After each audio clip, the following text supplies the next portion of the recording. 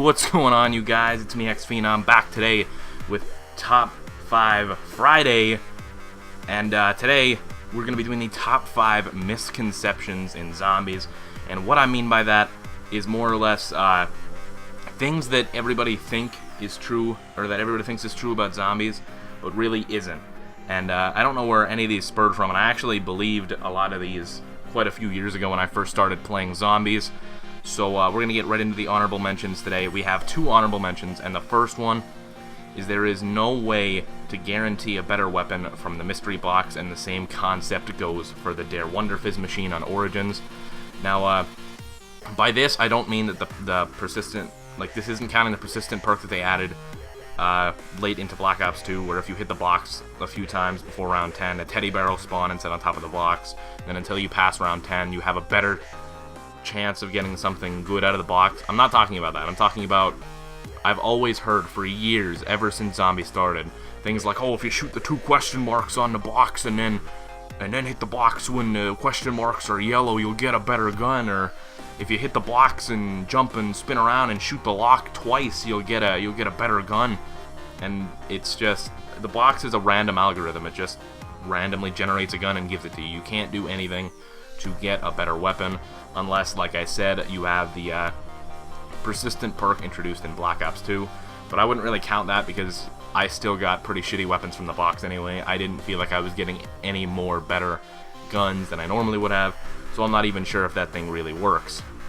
And the other misconception, as our honorable mention, is I'm not sure if you guys will agree with me on this one, but I'm gonna tell you guys that the Wunderwaffe is actually extremely overrated and could be considered one of the worst wonder weapons that we've seen. Now, although yes, it is very strong and it has infinite damage, which means it's always going to be a one-hit kill, you need to fire at least 3 shots, pack-a-punched or not, to kill an entire horde of 24 zombies. And if you're playing with more players, then that's just even more shots that you have to shoot to kill more zombies. Because for whatever reason, the Wunderwaffe can only, like, the electricity can only chain to 10 zombies at a time. So you're gonna have to shoot a minimum of 3 shots every single time to kill a horde. And past round like 60, there's like 300 to 400 zombies around, even on solo. So you're gonna be running out of ammo in that thing like there's no tomorrow. That's just my opinion, though. So let's get right into the actual list here, guys. Number 5 is crawling around faster while downed makes you die faster. A lot of people always assume this, and I've heard it so many different times, but it actually does not make you bleed out any faster than if you would sit still. I've done multiple tests. I didn't have my capture card when I did these tests, so I can't show you guys the footage, but you actually bleed out at the exact same time, whether you're crawling around or whether you're sitting still while down. Now, number 4 here is when turning on a generator on Origins, many people assume that you have to pay for it and you never get your money back.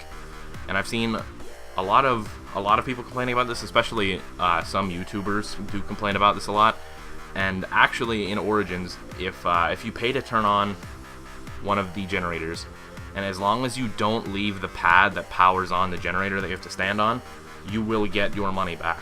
Because multiple times on Origins, you start round 1 with 500 points. On solo, I would turn on the generator because it costs 200 on solo, and I would pay the 200, and as long as you don't step off the plate that you need to be standing on, you'll get your money back, and sometimes even extra points back. So that's just, I don't know where a lot of people got that from. I don't know, I guess a lot of people step off the plates by accident, because if you step off the plates, you don't get your points back. Number 3 is the number of knife attacks needed to kill a zombie is determined by the round number. Now, a lot of people always assume this, and it is actually incorrect. The number of knife attacks needed to kill a zombie is not determined at all by the round number. It does seem like that in the early rounds, because obviously on round 1 it's 1 knife to kill, on round 2 it's 2 knives to kill, on round 3 it's 3 knives, and I think on round 4 it's 4 knives, and I think it goes like that till about round 8 or 9 or 10. But that's That's just a coincidence in how the math works out somehow, because the zombie's health doesn't increase by like a certain number every round. It's multiplied by a certain percentage every round.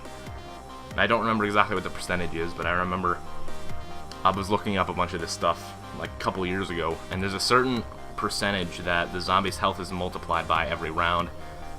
So for the earlier rounds, it just seems like, oh yeah, round 1 it's 1 knife to kill, round 2 it's 2 knives to kill. But if you ever try it, on round 20, it will take you 15 knives to kill a zombie without it being damaged beforehand. Number 2, Mob of the Dead takes place on Alcatraz Island. Now, before you guys say anything, yes, although it does take place on a depiction of Alcatraz Island, it is technically not the actual Alcatraz Island. The prisoners are actually in their own version of purgatory or hell, because they actually were trying to escape the real Alcatraz prison with a plane on the roof of the prison, and Sal, Finn, and Billy turned on Al Arlington, or Weasel, and they kill him on the roof of the prison. And then Billy, Finn, and Sal were executed by electric chair, and they all got transported to this, like, hell version of the prison, which explains why there's pentagrams everywhere. There's the 3-headed dog, Cerberus. That's why there's Brutus and all these other things.